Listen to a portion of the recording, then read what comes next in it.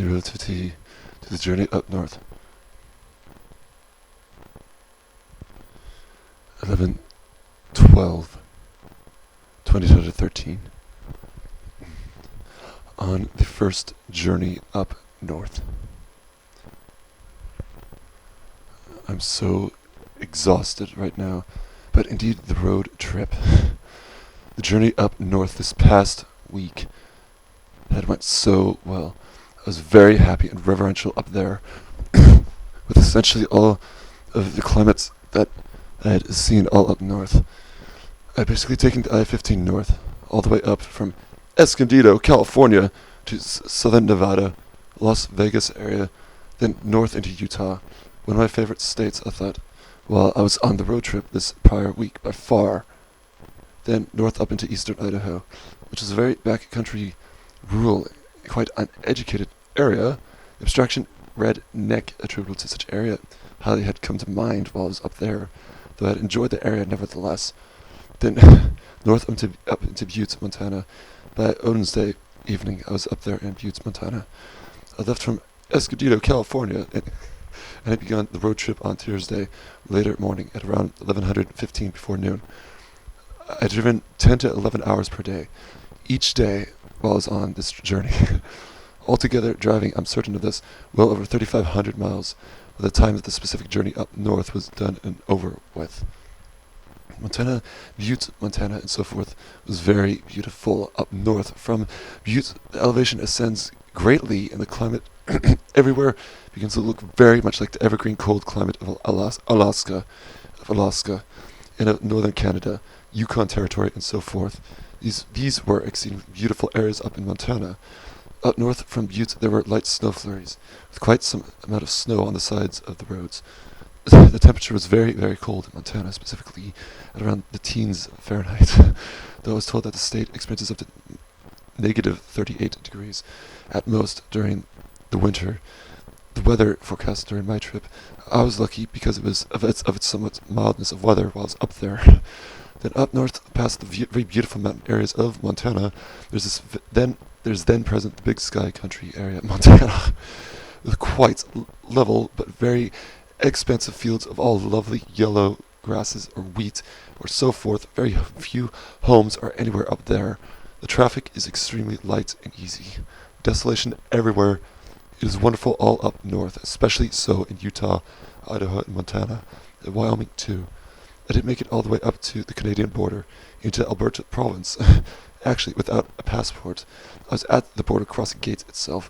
Necessary it was for me to drive into Canada from there onward, and I know now that it was foolish to do this. I would never go near the border crossing gate without a passport with me ever again. Haha. I had to park my car in Alberta, just south of Lethbridge in Calgary, and let the Canadian Border Patrol agents inspect my car for drugs or for expensive items or for livestock and so forth. I could have been arrested for the time whilst up there at the border crossing. Unfortunately, they understood my intentions, that I wished to turn southward again, back down into Montana. They let me go after about an hour's wait and experience, stuck there with them.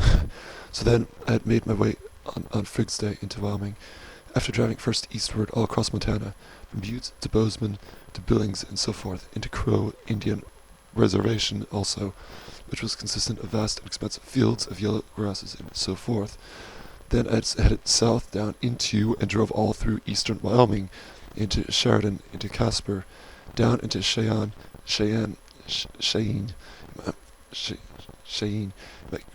My goodness, the area, all part of eastern Wyoming, is so exceedingly desolate and humanly unpopulated. There are signs on the side of the road around there that will say no services at all for 60 or 70 or sometimes 100 or further miles. I did not experience a run out of fuel situation while anywhere during this specific road trip. However, eastern Wyoming, all lovely, wonderful, expansive fields and grasses, with one or two homes out in the fields, with no power lines. I don't think they would rather probably have their own power generators with them out there. They would need to have that for power and electricity out there. There were plenty of fields all throughout Utah and Idaho and Montana and Wyoming that had black cattle, bovine and steer, lazily grazing the fields to themselves, feeding always on the grasses available to them. In eastern Wyoming, depending on the hour or time of the day, on the freeway itself, it becomes a true rarity to see even one or two other cars passing through it. There's a true solitude while out there in such area of the country. I stopped at night, truly exhausted, on Saga's Day evening in a town west of Cheyenne, Wyoming. Laramie, it is called, and rested until Lord's Day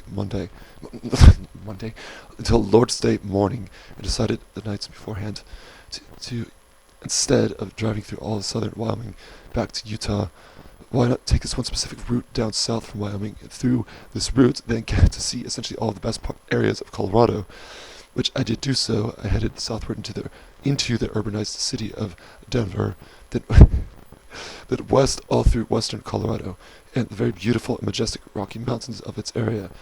I did not like Colorado so much as the elsewhere mentioned states that I did like, for Colorado state was far too urbanized and consumerist and terribly densely populated with other humans, everywhere with them, and terrible dense traffic and speed demons and road ragers. It itself was a terrible experience to me. I ultimately did not enjoy Colorado, not nearly the same as I had enjoyed the other northern mountain states. Colorado is a woman's mountain state. It is feminized, and of course, then it is populated everywhere with dense amounts of other persons and urbanized consumerist civilization disease nonsense. This kind of essence is not found within and part of the desolation and legitimate life independence of the male mountain states, such as that of Utah, Idaho, Montana especially, and Wyoming. I'll write more about this. I'm so happy and joyous to have gotten to experience these areas of the country. Also, I think of doing this 2 additional road trips within whatever amount of time to come from now. The secondary road trip all across eastward, the continental United States up north, ultimately to Maine, and then a third road trip ultimately all the way north from Montana, then into Canada's Alberta province, this time of course with a passport acquired and obtained, then up into Canada's Yukon territory, then ultimately up into Fairbanks area of central Alaska. Most probably will do this during summer season, whenever the next summer season to come is desirable for me to do this specific third road trip. I was driving down south from Canada while on the road trip during this prior Fig's Day evening, considering purchasing a camper and living the rest of my life while on the road, driving everywhere across the country, minus New Mexico, Texas, Louisiana, Mississippi, Alabama, Florida, or Georgia, and driving everywhere through and across Canada as well, minus essentially only Nunavut's because of the severe harshness of its terrain. I think that there are no access roads from anywhere else into that specific province. I had thought that this specific plan through quite very far in detail and specification of all of it. I would station my camper ultimately up in Alaska. That would be my final state that I would return to when I would not be driving elsewhere. I thought about finding a companion with me for this, the right identifiable and sufficient companion with me to do all this. During winter, we would preside in hotel rooms while in Alaska to combat the severe cold and dangers of the snow and ice, while otherwise living out of the house merely in our car and camper.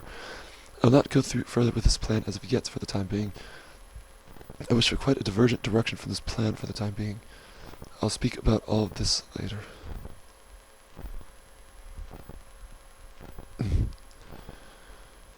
11/12/2013. On the first journey up north to... I'm quite alright tonight, actually. I'd spoken with him quite many times during the day today, having experienced quite some good or better moments with him. I had an impression of him before I would return to this place, and during my first day here at this place, that he was actually an absolute and utterly total monster. However, this is not altogether the case with him. He is not ultimately sane or healthy or sound of mind. However, there are in fact good moments with him. This household with him is not a complete or total madhouse all of the time. No, I'm safe and sound here tonight. There's my road trip that was experienced all this prior week. That itself, I will write to you about some of it. I left on Tuesday later morning. This is amazing about him. hopeful too.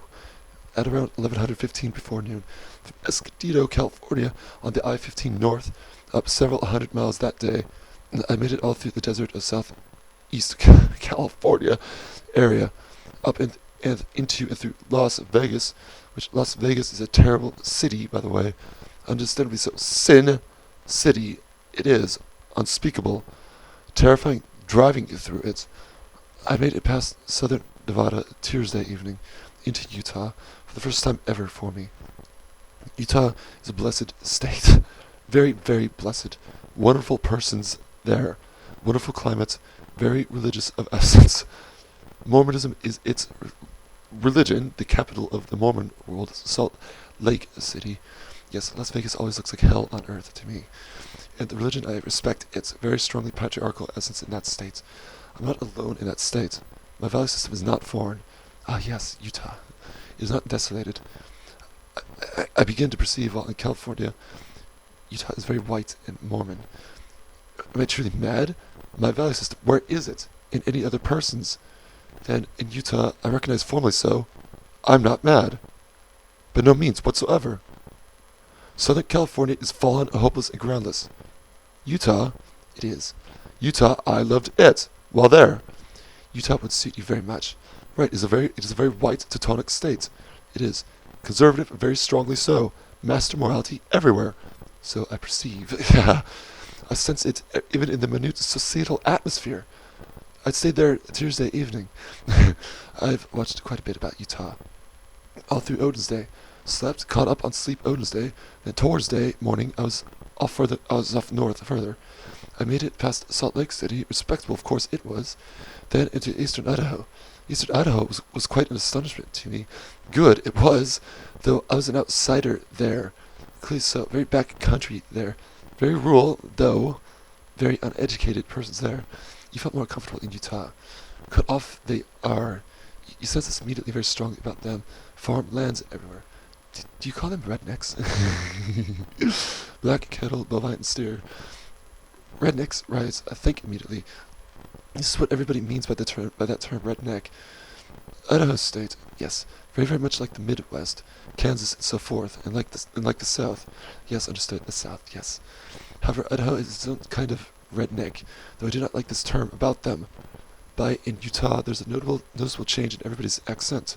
The accent, I know it. It was peculiar to me at first, though indeed, again, redneck, the accent or the dialect of them in Utah and in Idaho. It's rather odd English in Utah. They still use odd English words sometimes. I made on Thursday up into Butte, Montana. Old English somewhat. In Utah and so forth. Yes, I've heard them. Quite a herd of dialects. More so than my dialect. In Butte, Montana. Yes. I had stayed from Thursday evening until Saga's day morning. It was exceedingly beautiful by Montana. Within that state, I was very pleased with all of it. I had driven up north on Frigg's Day, all the way north up to the Canadian border. Alberta province had entered into it. Very foolish I was to do this actually, haha. You drove such a long way without a passport. Oh, at the border crossing gate without one. I was stopped by them and taken inside. Oh, there were canines sniffing at my car for drug nonsense, even, or for expensive items. Haha, whatever livestock. Haha. I was let go from them after about an hour, and I turned back down south. North of Montana, it is Big Sky country, rather north from Butte, Montana, that is. Yes, I know that expression. Huge, tremendous clouds, expressive, beautiful clouds up there. Lovely. Yellow, expansive fields of grasses and wheat, quite level elevation. I hate it when it's too flat. Very little traffic. I like hills and mountains. Well, north from the mountains of western Montana, it is flatter. Endless flat fields are horrible. Though not altogether flat. Endless flat fields. We have that here in Lincoln. Endless flat fields, that is Nebraska and South Dakota territory. Here in the United States, awful, so boring. Not so here in Montana. Right, I agree with you on that. Over time it is boring. However, I'd driven back to Butte afterward and stayed there until Saga's day morning. I had stayed at motels during this road trip. Saga's Day morning, I had driven east, all through the I-90 east of Montana, into Billings, came very close to entering into North Dakota, though I had headed south, of course, into Wyoming too. Billings, it sounds very English. It was very beautiful, the state. Billings, the town itself. I've seen that on documentaries. Wyoming is very beautiful. Not very English, British, by no means, darling. Haha. Wyoming, those yellow fields again. Ha, no, I don't think it is. Everywhere around it, just the name. Around the freeway. Yes, Billings is very redneck. Yes. Well, eastern Wyoming, my goodness. Desolation. Everywhere. Legitimate desolation. 100 or so miles of it. Essentially no traffic out there. On the freeway itself, vast expansive fields. No urbanization. No consumerism. Lovely. No services for 100 or so miles. In between Sheridan and Casper, I think it was. Oh, I don't know if I would like that. Bit desolate. I stopped my car and got out in this area. So serene it was. Okay. Well, it was not mountainous there, but good enough, really. 1 or 2 homes within hundreds of acres. To themselves. No power lines. Power generators they would have to have. Hard to describe it out there. Bet they would be very friendly. Very friendly indeed. Everybody knows everybody out there. It is absolutely necessary to do this. Yes, lovely. Everybody must be friends with themselves out there. No outsiders are permitted. Of course. Then Saga's Day evening, I made it to southeastern Wyoming, stayed the night. Next morning, I decided to drive into Colorado on the way back. Odin. Wow. You don't need to drive through more of Wyoming. And so, I did so through Colorado. I took a different route back home. Is that bluegrass country? All down south into Denver. No, not bluegrass country. That is Tennessee and so forth to the east of the United States. More southern. Okay. Colorado is just east of Utah. Colorado was quite alright, actually. Sounds wonderful. Beautiful climate, yes. Utah sounds great. Exceedingly expansive mountains. Snow caps. Hardly any darkness. Very, very tall mountains in Colorado.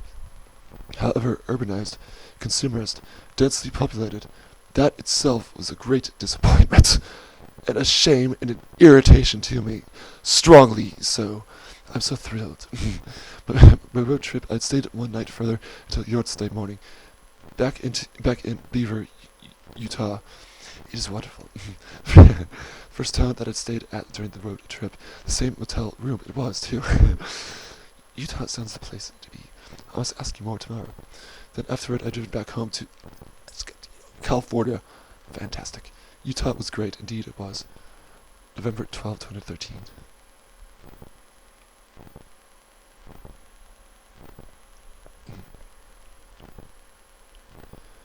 Cast away.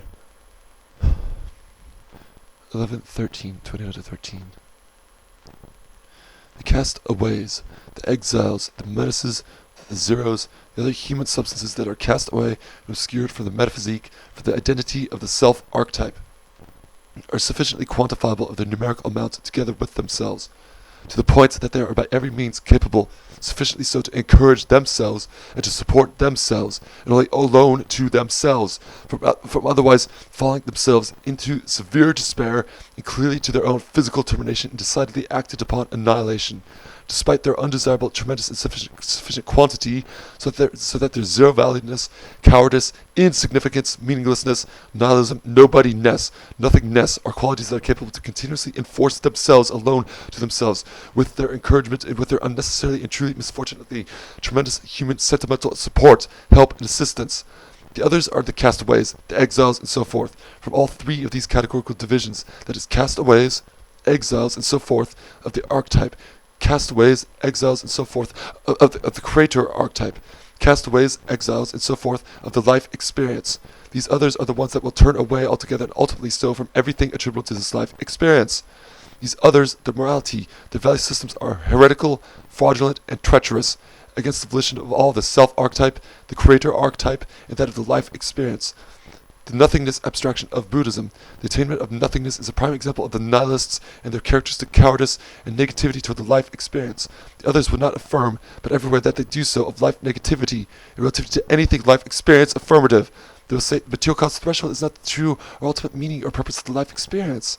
That they will say characteristically so afterward, some empty and blind and senseless phrase to the extent such that is instead the nothingness of the life experience that is paramount and most meaningful and purposeful to all of us others. Nothingness, this term, it will take up in their disguise of its all sorts of infinitely obscure and irrational and unreal and lifeless terms, which all of them, these other euphemistic terms, are instead terms that actually represent and signify this aforementioned final cause abstraction, that of nothingness. Nothingness itself is unreachable, unachievable, and an utter impossibility to conceive of it. Even the vulva of the female physique is composed of positive or life experience affirmative molecules, participles, elements, and materials. There is no negativity anywhere attributable to the life experience threshold.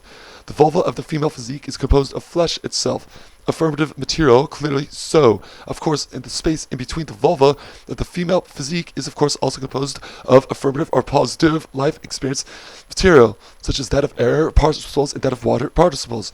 There's no void to the life experience.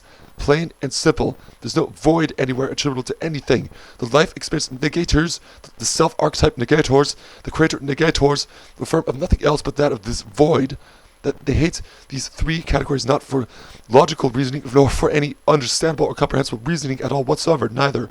They hate these three categories only from what stems from them of their irrational sentimentality and their irrational passion against these three categories. Reason against them through and through, and ultimately everywhere they these cast out others, will expose themselves and have themselves further and further refuted and put back into the right, upright, real, actual, and correct place. They'll forget their upright place immediately soon afterward, however.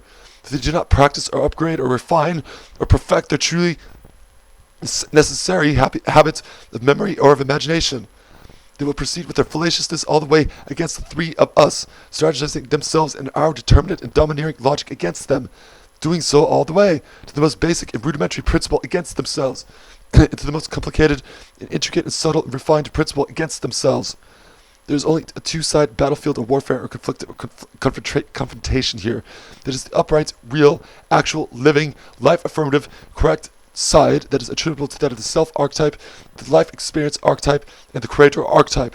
The side of the original truthhood. This original truthhood is thoroughly irrefutable. It is by no means qualitatively predicable that of the hundreds of millions, or if not the billions of other quantities of human substances that are attributable to this life experience, they never knew us. They never affirmed of us. This was settled and established and destined this way already beforehand.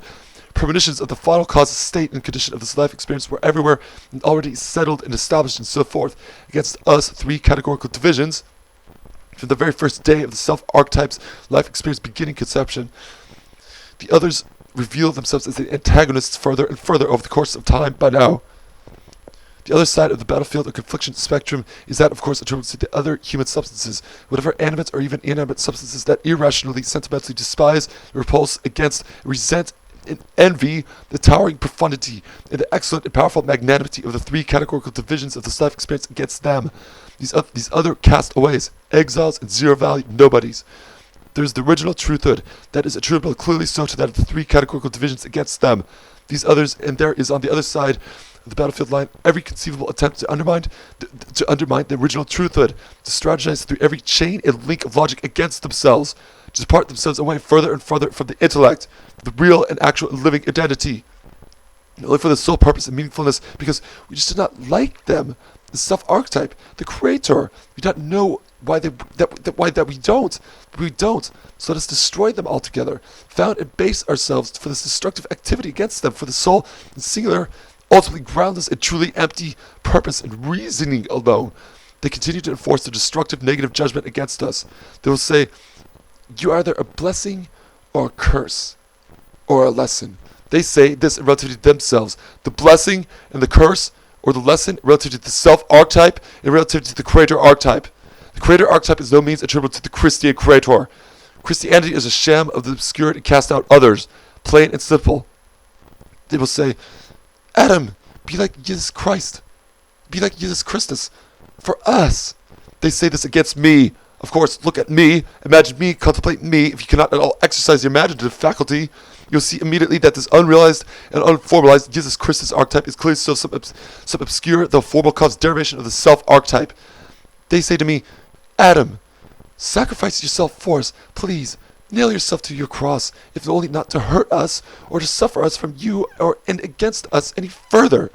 Every conceivable quality attributable to the Christianity value system is everywhere attributable to that of selflessness, termination of the self-archetype, termination of the creator archetype too. The Old Testament value system is in absolute diametrical confliction in opposition to the New Testament value system. The Old Testament value system affirms a clearly different creator archetype than that of the New Testament value system. By every means does the Old Testament ring it sound holy and formally truthful, as though indeed it were written by the Creator himself, up above and delivered into the hands of the self-archetype here, while within and a part of this present life experience. The Creator archetype is attributable to the Old Testament. Islam, Quran is as well, too, attributable almost just as much so as the Old Testament to that of the Creator archetype. There's not much content or subject matter attributable to the New Testament. The Holy Bible itself is composed most largely so that of the liturgical content and subject matter of that of the Old Testament. The Creator himself here proves himself time and time again that he is a God or Father, as though composed of a great fire, a heavy cloud, a great darkness around him, with a great voice. The essence of Jesus Christus couldn't possibly go anywhere near the specific kind or essence of the Creator. There's at the same time only the two-sided division of this life experience moment.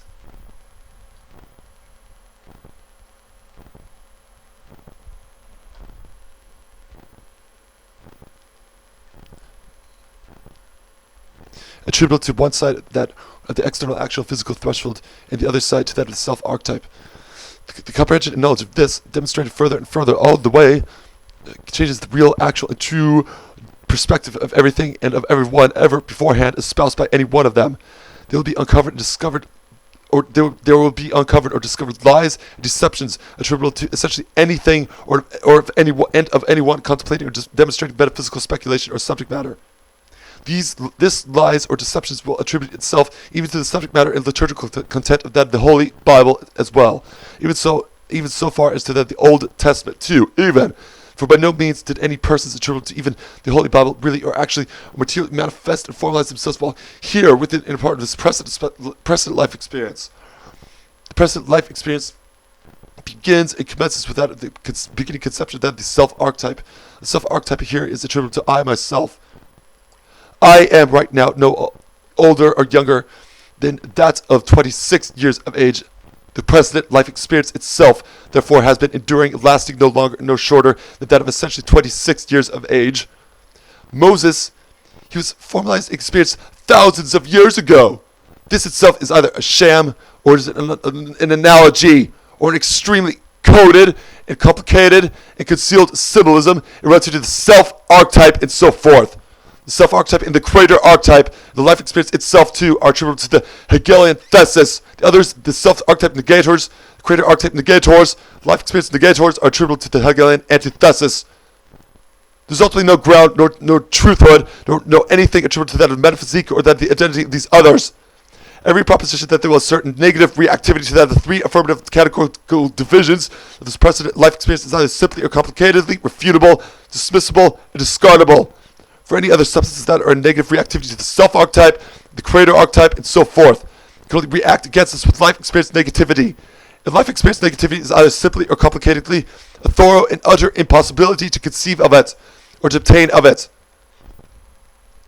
Were the other human substances not to have attributed themselves during this precedent life experience to the self-archetype negators, the creator archetype negators, the life experience negators, they by every means, with the original truth side division of the battlefield's conflict spectrum, have a then desirably and truly fortunate, tremendous amount of other friendly and loving human substances to turn to, for human sentimental and human passionate support, help, assistance, love, and friendship.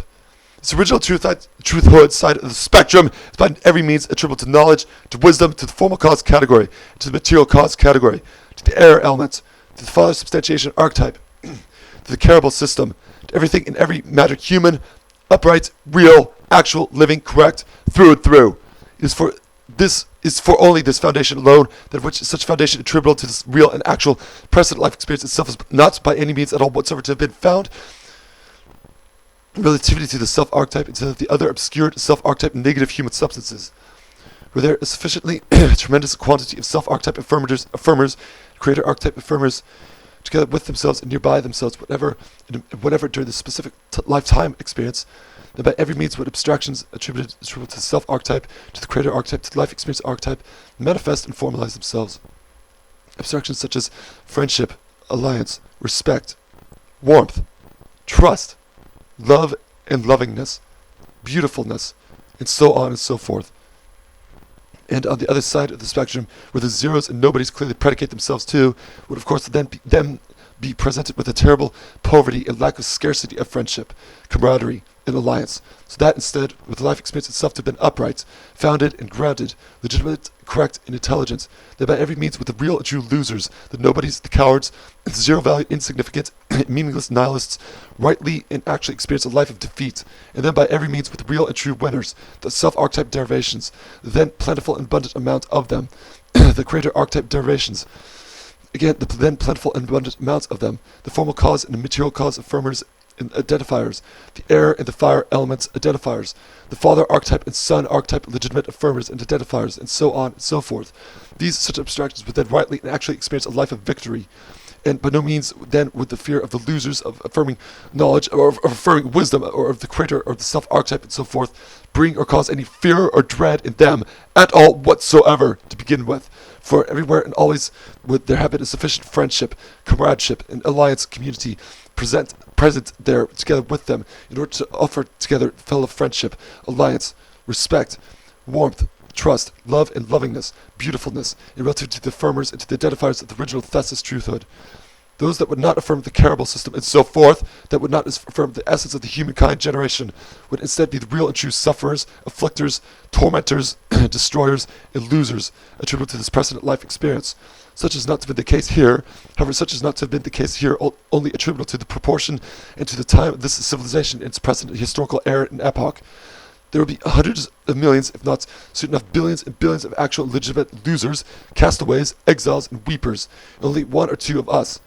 And even so, the unspeakably tremendous quantity of these other losers still does not justify or confirm these others of their fleshlessness, falsehood, emptiness, nobodiness, cowardice, shamefulness, remorselessness, impiety, hedonism, hedonism, nihilism, violence, wildness, loudness, uninhibitedness, primitivism, savagery, and nothingness. Nothing is nothing. Affirm this specific aforementioned perspective further and further all the way, your antecedent bondage morals value system a groundless, backward, inverted and reversed, upside down and downsided slave morals value system and perspective immediately afterward begins setting itself upright, real, actual, alive, correct, once and again, and for the first time experienced from you others, essentially centuries or millenniums of the historical time. This measurement of time can only be allegorically conceived and understood. Integer 1 does not equal integer 2. A does not equal B. 1 equals 1. 2 equals 2. A equals A. B equals B. Affirm of this perspective, and you others will improve your intellect and your identity and your life experience and your synthesis together with the self-archetype, your synthesis together with the creator archetype, 1,000-fold, infinitely, limitlessly so, immeasurably. November 13, 20 to 13.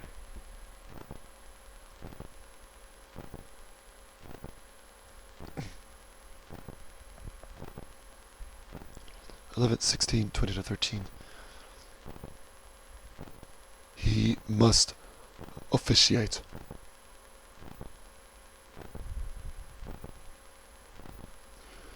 I'm quite alright tonight.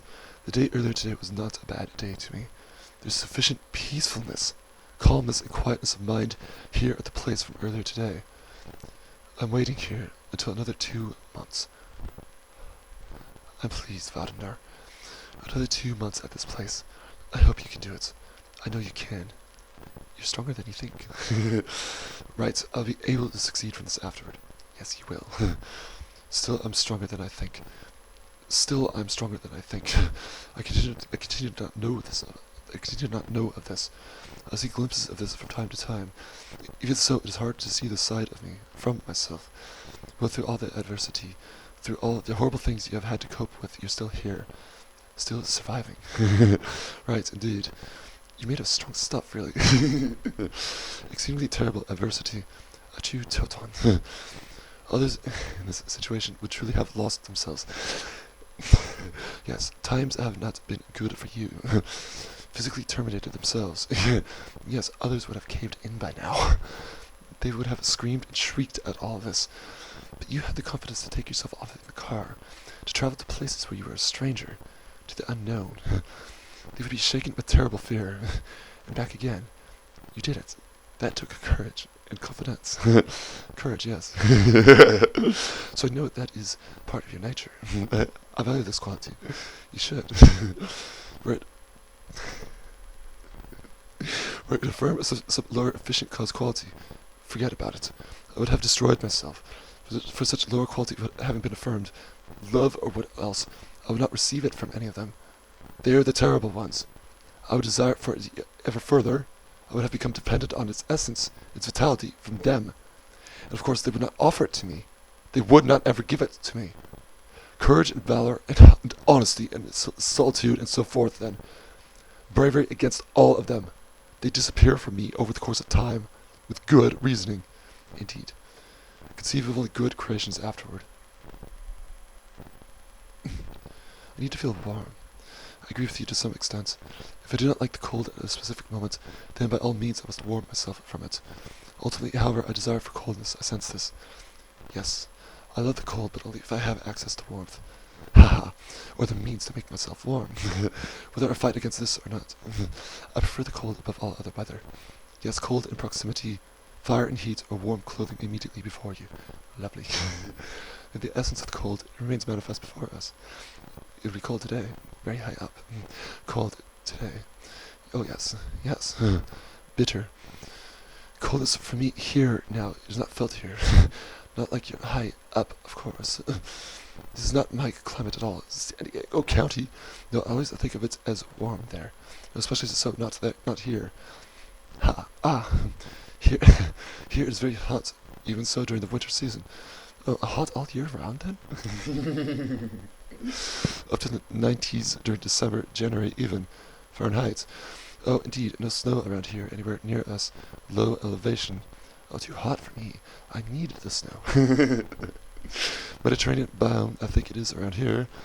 How strange is that? Italian climate, biome, and environment. Yes, only found here. Strange. In San Diego County, its essential area. We're getting snow next week. Nowhere else, anywhere around North America. It would be snowing in Big Bear, Garden and Wilderness Mountains. It probably is this next week. I'm missing that. How terrible. It is. Severely cold farther up north.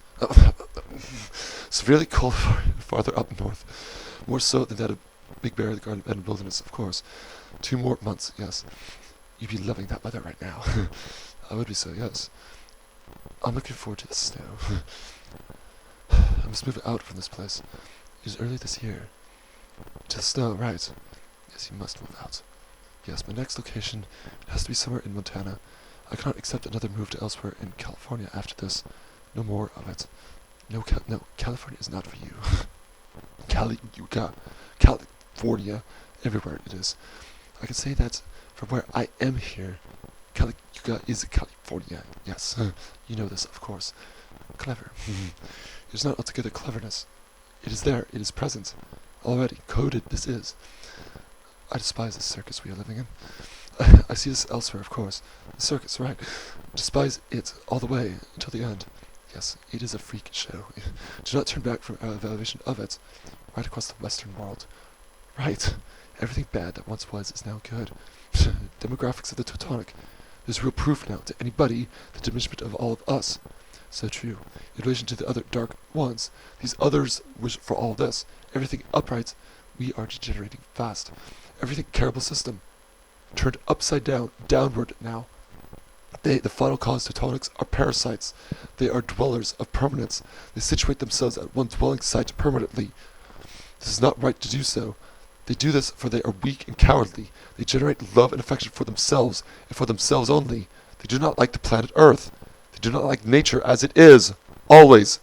They're weak, they're lonely, they're desperate for delusion. Love me, somebody. I fear my reality. Desperate for delusion. You are brilliant. This lonely planet everywhere about me. You're full of insight. That is exactly what it is. So what if this is a lonely planet? Deal with this. Accept this. This must be your nature. Parasitism otherwise. Oh, Wagner, yes. Rare beings we are. We are. Keep us rare. Humanist. And we are growing rare by the day. Urbanized civilization disease. We Teutonics are growing rare by the day. Not the other darker ones. All of us together should preserve our rarity from the start. Keep this life experience simple. Do not complicate all of this. We should. Only the best of us. Yes, keep to ourselves too. Do not mingle with other abstractions of humans. We shall have to live in enclaves in the mountains, perhaps. It might come to this. I'm imagining the life experience supposedly thousands of years ago as what it was to have been. Supposedly, in this life experience's past, imagine such qualities. Yes, affirm of them. Practice them all the way. See no more of them. They turn into zombies over time. They do. They have no further use to us. It is awful. Shambling wrecks that I have nothing in common with. No common bond. No, I do not mean the shallow understanding of this term either. Really. As though they are hideous undead. For our life essence, we extract it altogether from them eventually. We remain in our civilization disease here. They are everywhere still around us. Whether we see this physically or not from them, they have been extracted of our life essence. If they could do so, all this is true, Wagner. They would reach out their arms for us. They would chant them themselves. Feed on him. Feed on him. Food. Food. Life. Life. Light. Light. November 16, 20 to 13.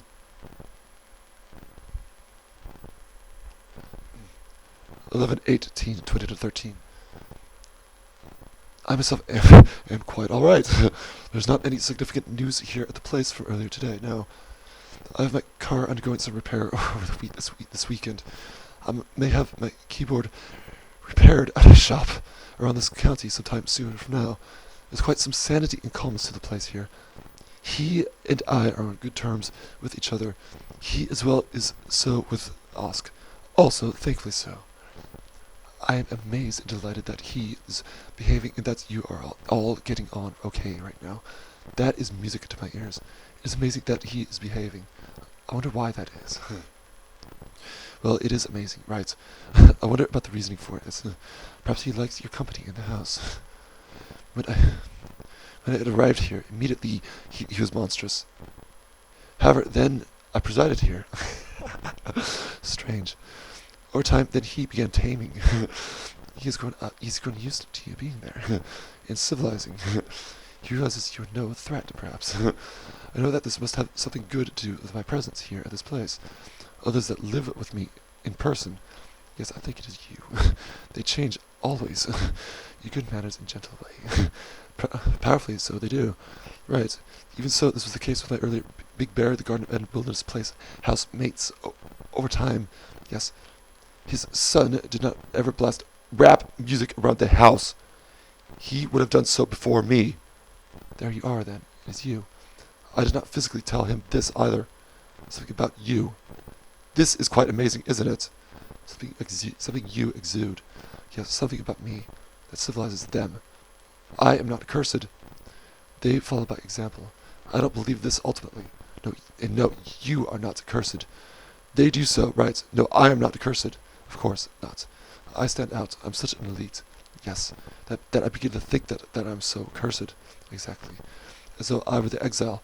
No, I'm so elite that the civilization around me, they cast themselves out from me. I'm not cast out from them. They know this. You're not cast off. I'm not enslaved to them.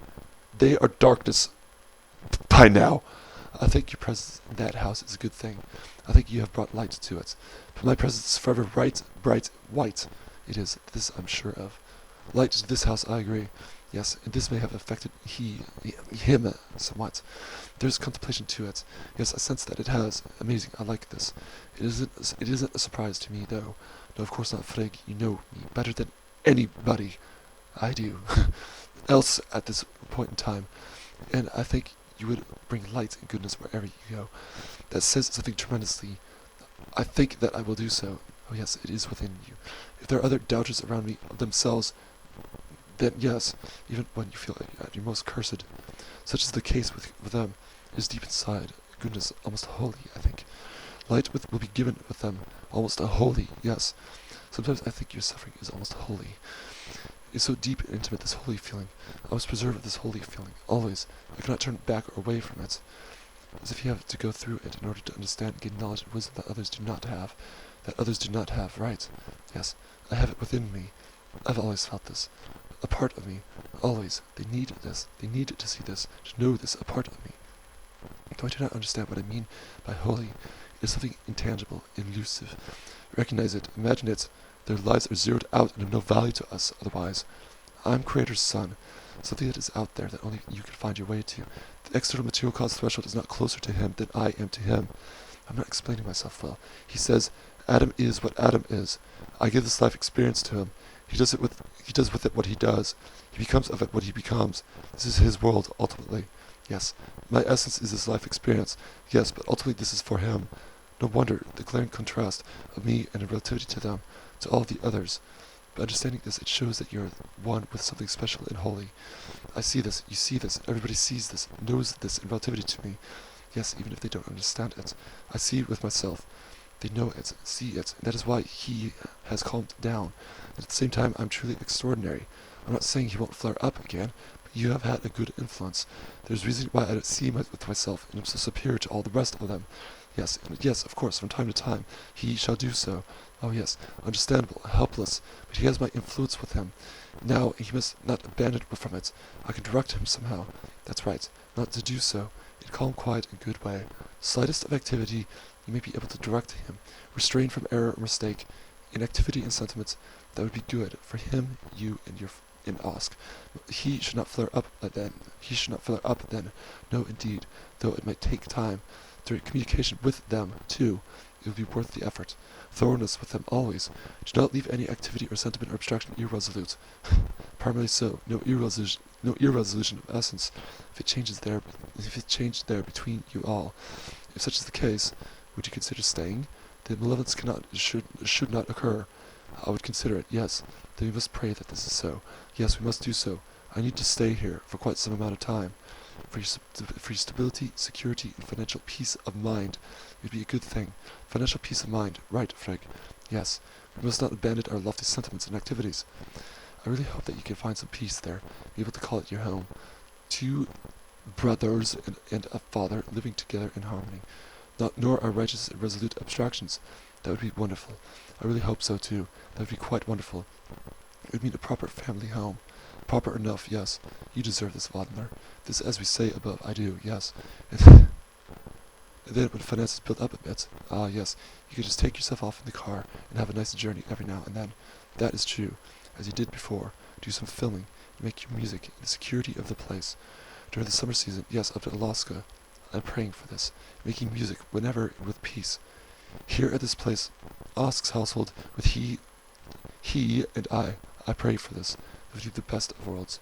Would be, yes, and must be achievable. I so want this for you. Could be achievable, right. I want this, too.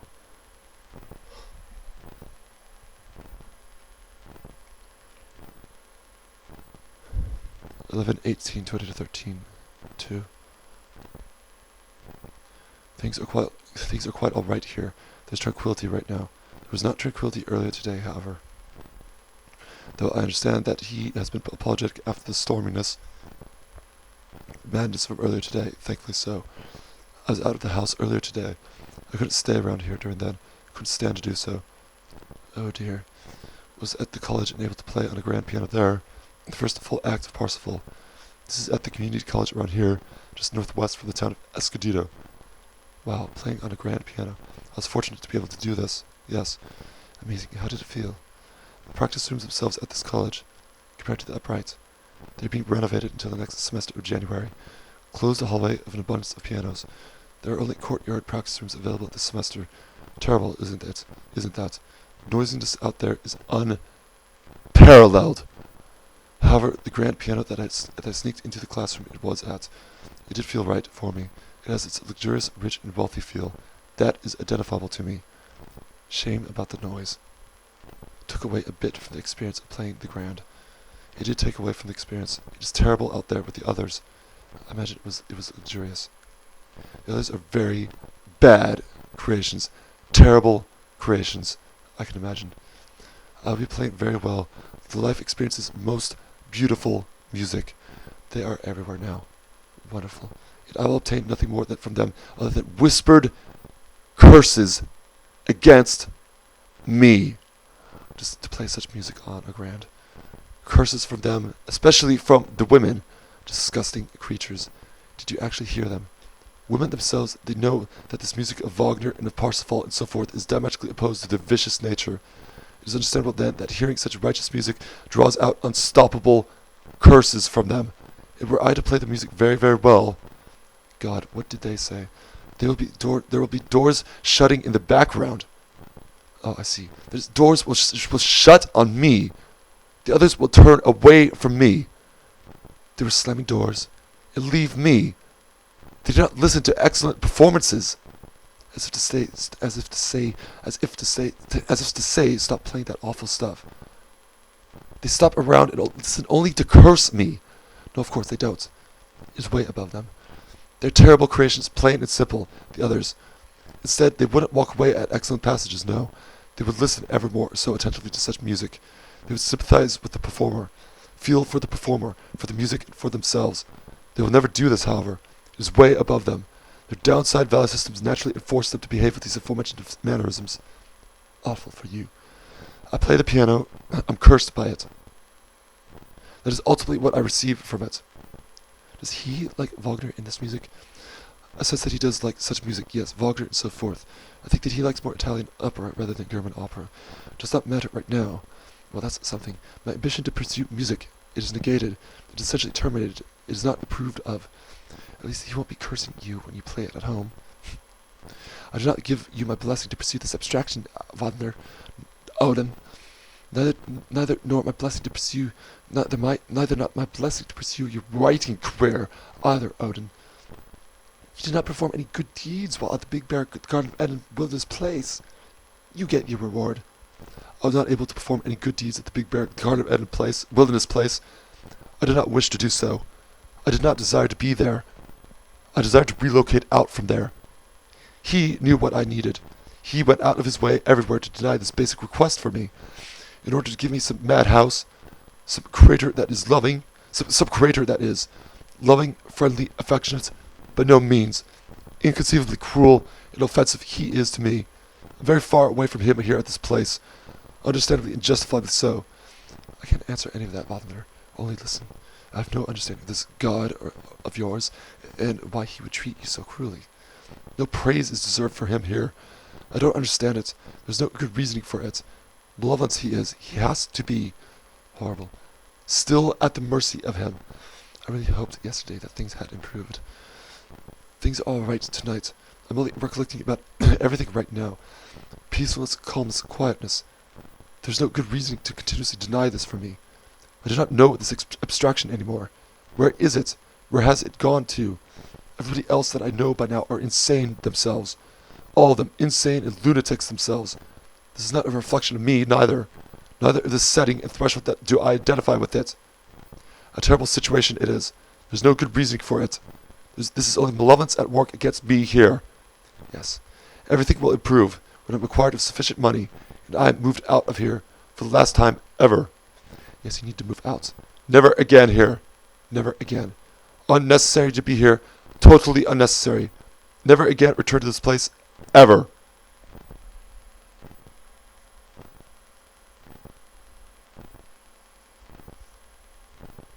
11/19/20 to 13. Earlier, I was at the town's area's piano warehouse, able ultimately to find a grand piano there. Sounds like a great place. I sit down at it. This was in the store's recital hall too, and I was able to play quite some amount of Wagner's music on it there. Very luxurious and quite wonderful experience it was, ultimately. I've worked at that store in the past, and they didn't mind you playing it. There's a new manager to the place by now. No, they did not do so. Did they think you were looking to buy one? I was asked about this. I was asked about this. What do you think? Do you wish to buy it? He understood immediately that I was playing it to practice on it. Financially, to purchase such an expensive piano would be impossible. He didn't mind. That was nice. He didn't mind, not himself, no. Did he enjoy working there? There were others that clearly would mind this. Essentially so, I did enjoy working there. Would you ever do that again, if there was an opening? Something terrible had begun happening to me while I was finishing up my final months working there at that place. Understood. No, I will not do so. Something very terrible. Oh, life-altering it was. During October of 2006, specifically so, this was the month and the year that everybody else transitioned from me. Everybody else generally and essentially began to dislike Adam. Rather than beforehand, all my life beforehand, but everybody else had been able to universally like Adam. I've never been able to recover this prior state of precedence. Not for over 7 years by now. This dislike of Adam from everybody else is the major reason by far for my reclusiveness and voluntary desolation from the others. How strange. Get them away from me, for they everywhere and always cast negative judgment onto me. Otherwise, the less negative judgment, the better. Then, understandably, the less association with other persons, the better. I don't understand the nature behind this. I wonder why you felt this. The psychology behind this. What they did, or why they disliked you. It is sensed by me in relation to everybody else. Do you think that they really did? Do you think that they really did dislike you? I'm too wise for them. This has to be the major reasoning for this universal dislike of me. I'm too fully human. Too rich, too elaborate, too ornate, too advanced. This is disliked by commoners. Commoners are everywhere. I notice that this dislike does not occur ultimately from everybody altogether. When I'm alone with somebody else, I'm sure so many people like you. This dislike from the others does not occur. So many people liked me. Nobody else that I know of other than you, possibly only you, likes me anymore. I sense dislike even from Osk to me. I cannot see this. I cannot reflect myself in relation to this. I find that so hard to believe. I know Osk loves you. He's helped you so much. He loves all of his sons. Well, Osk is essentially enough likable to me. That is only Osk. I experience hundreds and hundreds, if not thousands of other cases of persons to concern and worry about. If I were liked sufficient enough by these major amount of others, then I do not worry or concern about myself. This is not the case with them.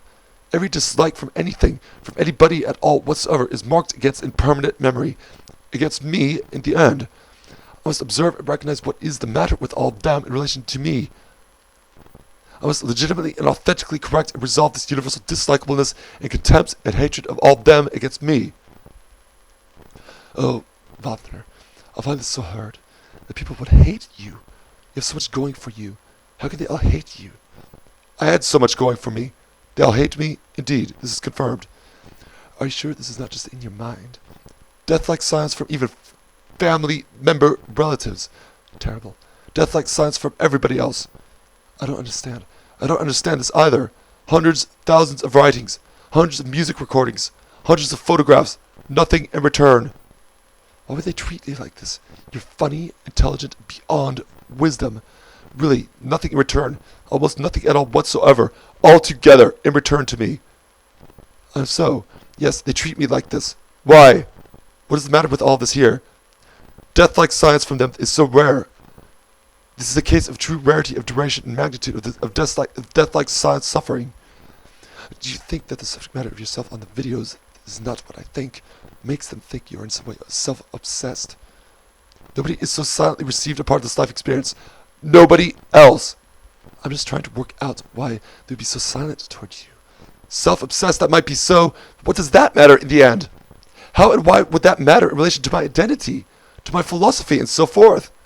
So they think that you're an egotist. Ridiculous as this is, perhaps, egoist that does not matter. I know that you're not. Everywhere there's exceedingly original content and subject matter and relativity to me. What is their silence all about? I agree with you. Silence, a sense that this has much to do with the self-centeredness of myself with myself. Though again, this does not matter. It ultimately should not matter to any of these others. They know that I have caught on to something tremendous. They would attend to this aspect of me. They would interest in all of this. Otherwise, if not, then they are decreed simply not to attend to all of this. Then it is concluded by me that they know all of this, what tremendousness that I have caught on to already. Is innately embedded and coded and so forth, a part of them, their own identities. Therefore, they naturally attend otherwise. From me. Interesting. Yes, you could be right. I know that this is right, but it has made for a lonely existence. This is the major true reasoning for their silence. Why would they treat you so shabbily? A lonely existence it is. So shabbily. Completely so. Well, perhaps you're better off without such company, though it is lonely. A total contempt against them by now. Reasonably so. Yes, I understand. They have no right to have any contempt against me. Agreed. I was self-centered, for this life experience is constructed this specific way in relation to me and to the others. I had to affirm with the truth. Yes. To the very end. Why would I not do this? What kind of life experience would that be otherwise? Not to fulfill the knowledge and the understanding of everything here while I was still alive here. Well, I think it is their loss. My gain. That is very true, yes. You gain all of this. They gain nothing from this. They would be burned, all of them, altogether, by righteous and just and fair Creator. Nobody else puts the self-archetype into a state of such despair and lives afterward with any justifiable reward.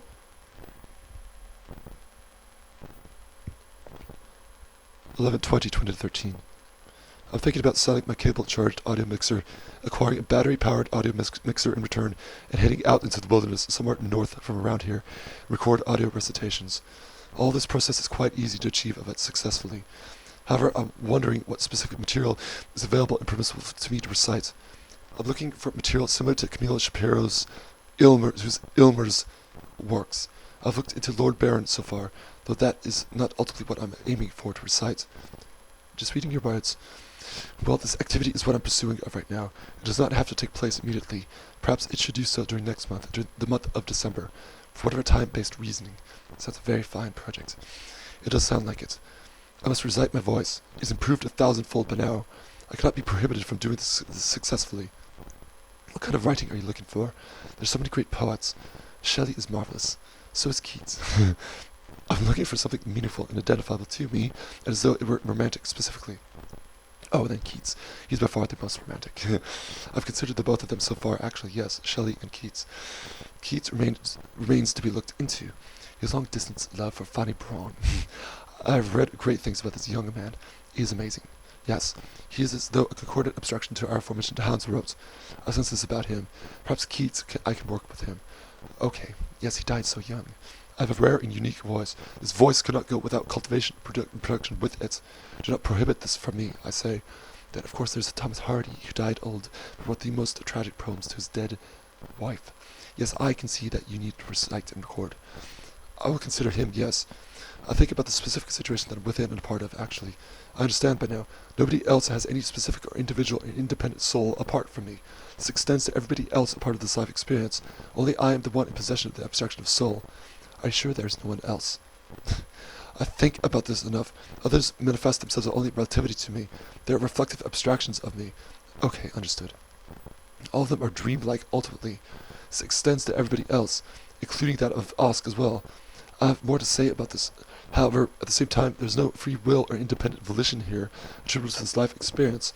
Also, I'm the center of this life experience. This is unquestionably and doubtlessly confirmed to me. If such is the case here, then such of these laws and abstractions will extend over to the subsequent afterlife experience also. That is, the afterlife experience, I'm still and will and have to still be the center of the life experience there, and only I can have the specific soul abstraction attributable so to there also. And then the afterlife experience, it must still continue to be scripted and determinate. If such is the case, the afterlife, it cannot be eternal or everlasting, singularly specifically so.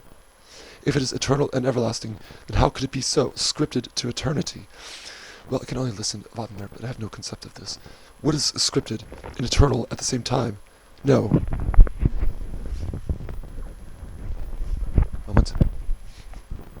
There would be a beginning to the afterlife experience, and there would have to be an end to it also, especially so were it altogether scripted. Adam is the creator before Adam. Adam is the creator after Adam, Adam is nothing here from nothing. Adam returns here to nothing. Creator is before Adam. Creator is after Adam. There's only Adam's soul here. Creator needs the life experience itself to manifest himself. Well, I can't contribute anything to this Adam. Only you understand these things. After this present life experience, there is as though a census. Somehow Adam returns to Creator himself. Somehow there must be multiple afterlife experiences, divisions of them, physical terminations between all of them, for everything must necessarily continue to be scripted and determinate. Even so, after this present life experience, there's reasoning to everything here, there's certainly reasoning to everything there, scaling, leveling, refining, advancing, from life to life to life to life. Always this soul central here, that inherent of its. The others do not obtain their own independent salvation. This is only me here. I needed to write to you this thought abstraction. Yes, I just sit and read your words and marvel at you. I've thought about this thought abstraction for quite some time now. I needed to reveal it here to you, as sufficiently and perfectly as I could do so. It is always perfect. Thank you, darling Eve, for you listen to my words, all of them, and marvel at me. Oh, thank you so much. I do. Always. The astonishment has never left me, never dwindled. It is always as perfect as possible, as divinely remembered as possible, or altered in any way. I divine the perfect words, the perfect phrases, beforehand, and then I recollect them. I am still aghast at your perfection of thoughts. To you here, and represent these divinely discovered words and phrases beforehand, through representation, from remembrance here. Well then, I'm honored. As perfectly so as I can remember of them. You are honored, yes, of course. 11:23:2013. Return to this abstraction. Discourse here with what other subject? Who are you, the subject that I speak to? Intellect, understanding, contemplation, efficient cause, anima? I speak to you, this anima? I see her, and you know what has become of her. Nobody but herself likes herself by now. There are hordes and swarms of this manifestation everywhere. How disgusting you are. She is, this anima. Dead she is. I see it, I know it. See, she is present before me. Observe her, recognize her, actualize her. She shows herself, her right truest form, as skeletal and sunken entirely so of her skin, of her flesh. Then enough of her, away from her, she's deceased. You say to yourselves, you bondage realists, God is dead? No, I say to you, the truest of all possible losers, the anima is dead. Get over her, slaves, if it were you at all possible, capable to do so, then get over her. We identify with her. She is one of us. She is you yourselves. You are this anima. All of you, every last one of you. The anima is dead. Follow through with this. You predicate yourselves to her. This anima is dead. That you yourselves are dead. Obtain her skeletal form, you other nobodies. Rest in your bones, in your ashes, in your dust, forever, everlastingly, in perpetuity. The anima is dead. You hear this proposition asserted elsewhere beforehand. You know that this proposition predicates itself to the rightest truthhood. Carry this logic all the way through, then. Intellect, understanding, contemplation, efficient cause, anima. Who needs this anima abstraction to begin with? Then what good is she? She never listens. She never understands. She does not understand us. Us! We are there any one of you that predicate themselves at this point in time to this one of us? Dare I say this term abstraction to begin with, for otherwise there is not any one of you others that predicates themselves over to this side of the battlefield spectrum at this point in time. Not any further, nor not ever again. You do not remember us. There were a plentiful amount of these others. There was a sanity because of the plentiful amount of these others that once were. But only they once were. Now these plentiful others are history. Curse you, you others, then that willfully state this assertion back over to my side of the battlefield. The line is drawn against you others. I have my fresh air, my calm, peace, my quiet, my sanity. For your excesses of terrible disease and so forth do not align yourselves, nor ally yourselves onto this side of the battlefield spectrum. Thank goodness for this. Billions of people for you, terrible diseases and human wastes. Everywhere around you, suffocate yourselves. Free your soul? Ha, really, you think so? Enchained subordinates, your souls are not freed. Your souls are delusional and deceived as far as possibly can be attained so. You'll never make love with rock and roll. Ha, really again, it is because of you rebel risers, you plebeian unrest, that I love the ultimate meaning of this abstraction, ever the more so against you, you others. Like yesterday.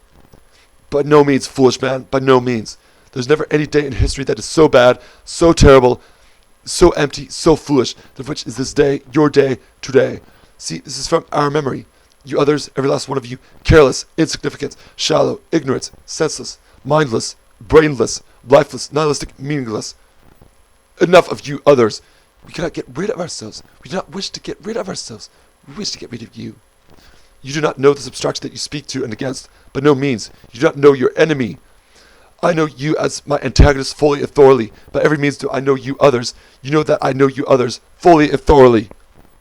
There's not anything much attributable to you yourselves in the first place. The sword is drawn against you in your flowers. Prepare yourself to be uprooted and cut off from your given lives. You are lifeless in the first place. Were you knowledgeable of this abstraction of the self-archetype? Sufficiently so, you would not ever disgrace him or offend him. You respect him and you would admire him, with fear and with distance from him, though ultimately allied together with him, against what you yourselves now instead ultimately actually have become. Curse every last one of you. Never curse myself. Never tolerate any further of you others that curse myself, nor this side of the battlefield spectrum. Contempt of every last one of you.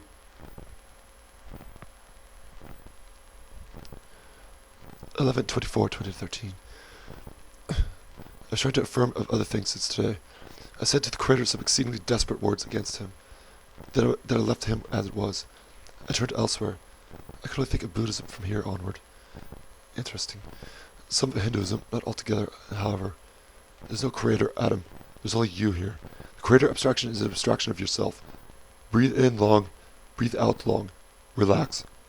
Breathe purple coloration. Well, that is very interesting, Adam. Meditate, contemplate. Yes. Your eyes, observe of it, aware of it. Do not tense anything. Evaporate your thoughts. Evaporate your visions, your heard thoughts. Nothingness. Self-consciousness at last. Life negativity. Legitimately affirm of it. And then I was feeling better already immediately. I was feeling so. Imagine that. Excellent. Yes. Life experience negativity right there before me. Amazing. And immediately without the creator. And immediately feeling better. At peace, calm, and with quiet. Well, yes. All this is in relativity to the laying down position. Standing up position, movement, walking position, this is far more difficult to do so, to continue to preserve peacefulness.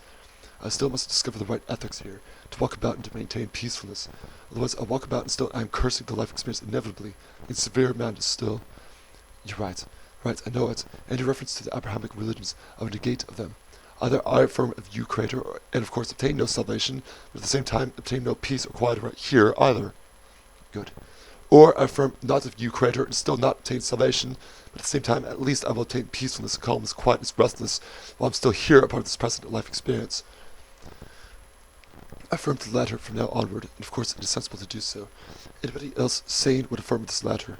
Perhaps the Creator looks only for a good soul. He doesn't care about what I think of him. If Buddhism and so forth is affirmed all the way, then my good or better soul is obtained. Perhaps salvation is attained in the end, likewise. If only he judges his creation based on the goodness or healthiness of its soul. Buddhism can then remain affirmed by me. Advance it then all the way. While Buddhism and Hinduism do seem to bring people serenity, calmness, and ultimately happiness and well-being. Essentially enough, for what I have seen. I see it everywhere it does. Buddhism especially has abstractions of peacefulness everywhere attributable to it, and legitimate abstractions of it. Very much so. Nowhere is such abstraction found in Islam or in Judaism. Everybody is mad and insane and rabid a part of those religions. Indeed, you are quite correct. Those religions fire the soul. Curse that. They do fire the soul. We don't like that. We wish for peace, calm, quiet. Buddhism knows hell is other persons. Abrahamic religions will never affirm this abstraction. Slave morality everywhere with them. Horde mentality. That's correct. Buddhism, sanctuary, monastery, the ideal of it. Yes, wonderful. Christianity and so forth, collective hegemony, masses of material causation.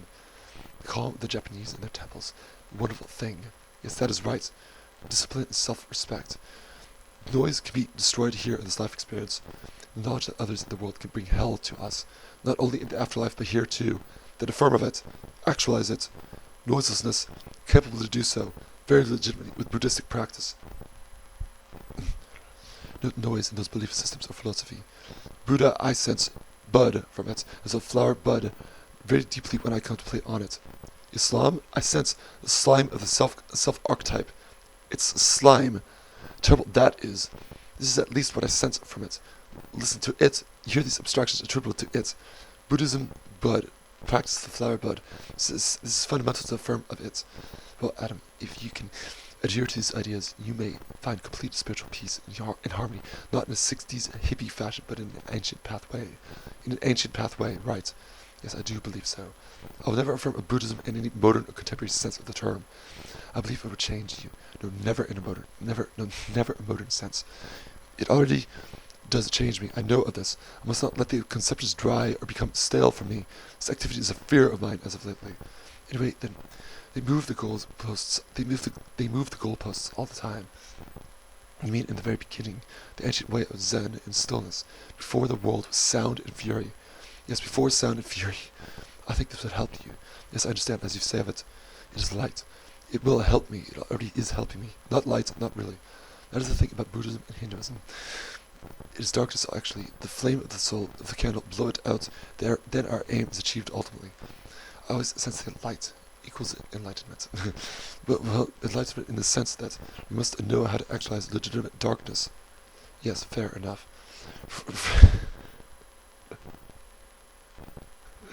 For light is attributable to life experience affirmativeness, material causation, and so forth. Ultimately, that of terrible madness.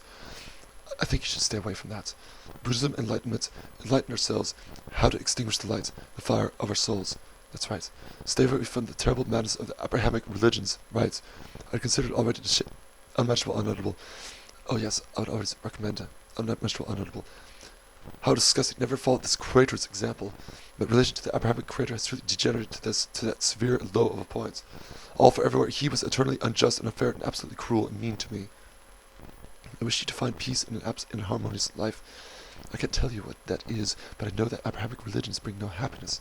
It is understandable then. Oh, I think about this already. Yes. I'll move away earlier next year. I'll be living at my own place somewhere in Montana. There will be peace and calm and quiet there. I'll have my own place. I will turn to online business practice. If you tell yourself this and believe in it, that it will happen, you will it for yourself. During my spare time, I'll have my own girlfriend. I will go on dates with her. During my other spare time, I will sparingly watch some television, or use the computer, read or study whatever books. Sanity, that is.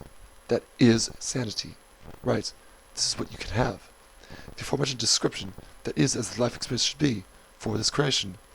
If you believe it can be so, it will be so, and will it so. Right. How simple is that? How good is that? That type of life. It is.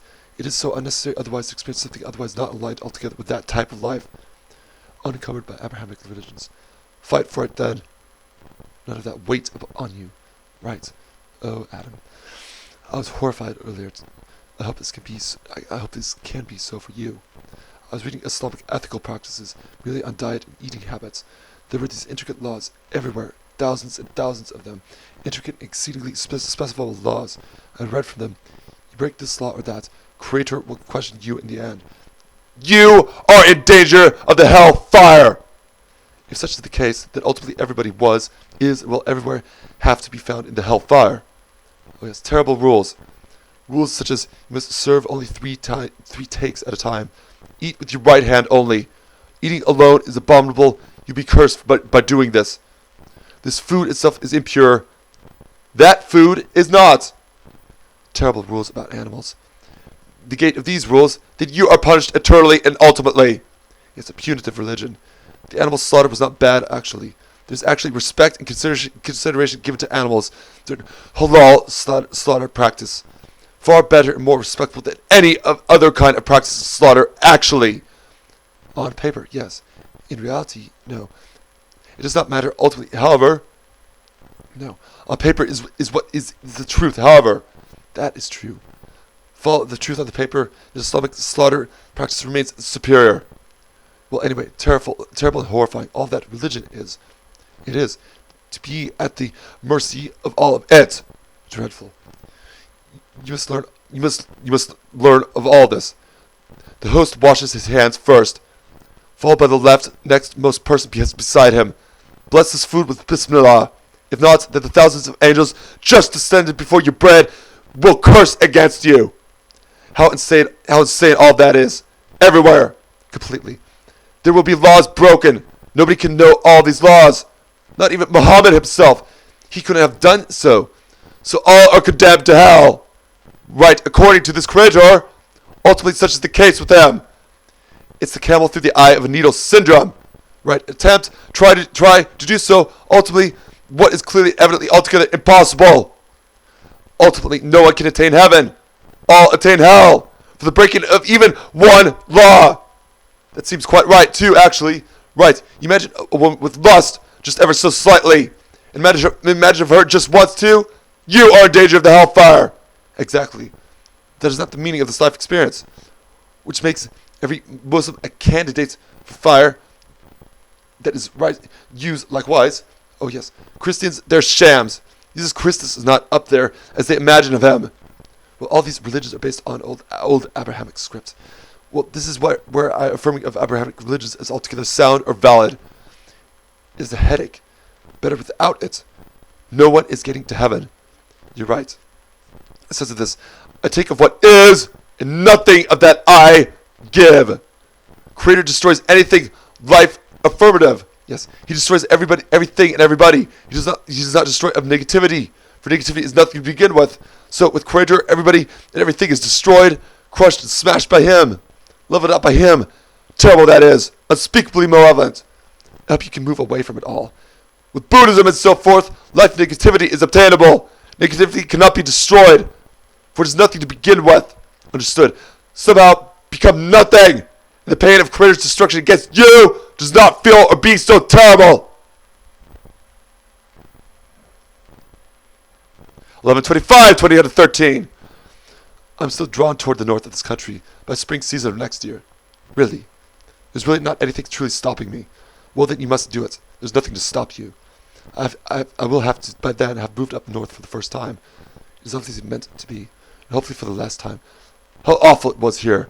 Unspeakable, inconceivable, unjustifiable. Yes, this has been the spur for you. It was unjustifiable, plain and simple. We know that I do not identify with this situation. No, you do not. This situation is not in relativity to me, to my soul. We all know of this. True.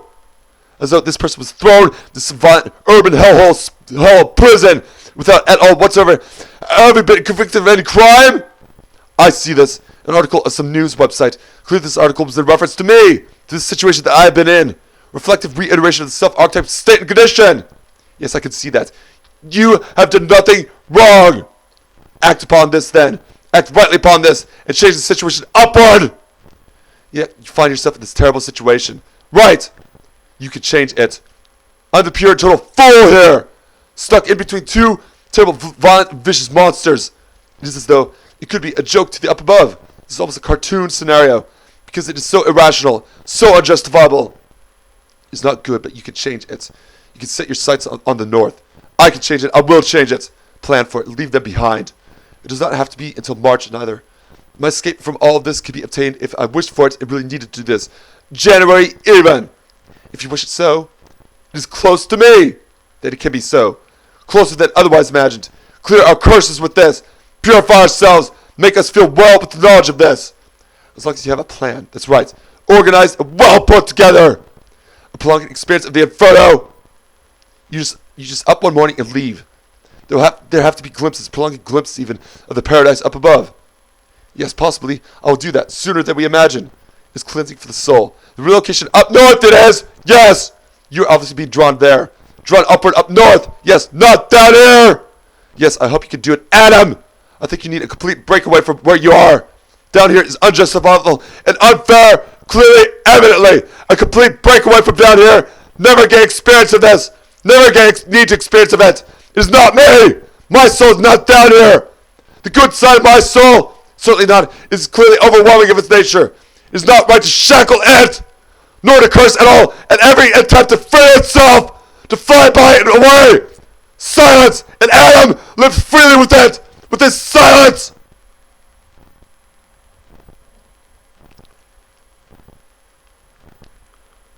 (11:26, 20-13). Minor addendum.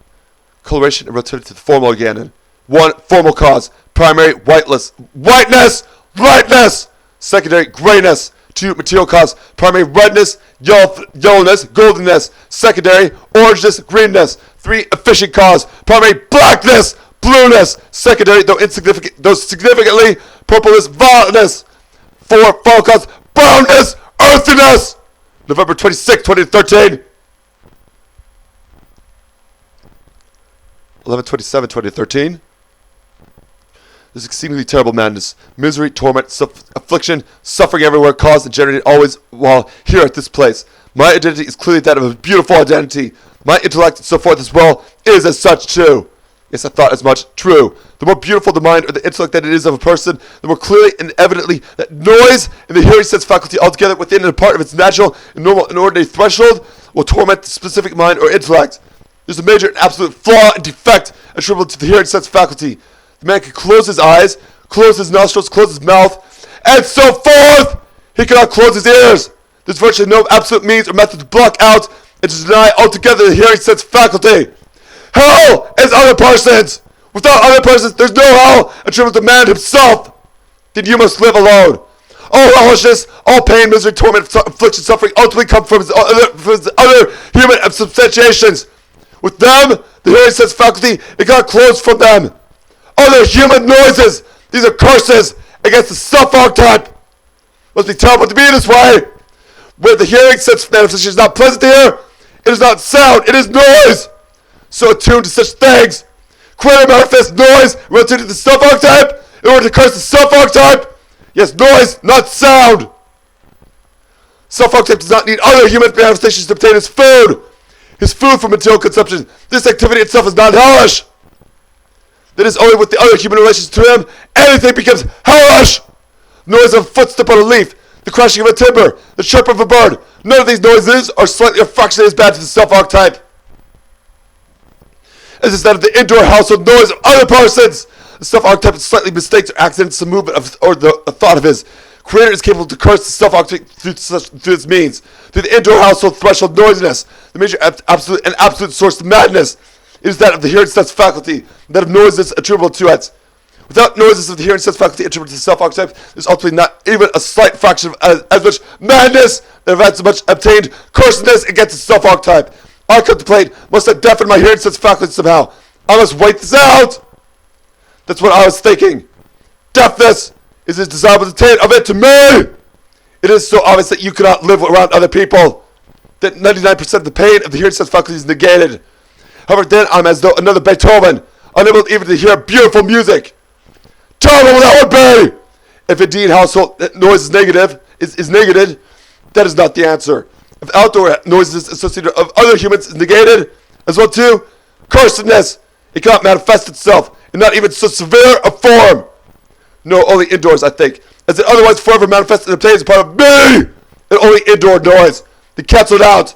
How is this ever going to be legitimately done in time, without indoor household noise, without bumping, thumping, thudding, pounding, doors shutting, thumping of walls, the worst of all possible noise, curses. There cannot be measured curses obtained.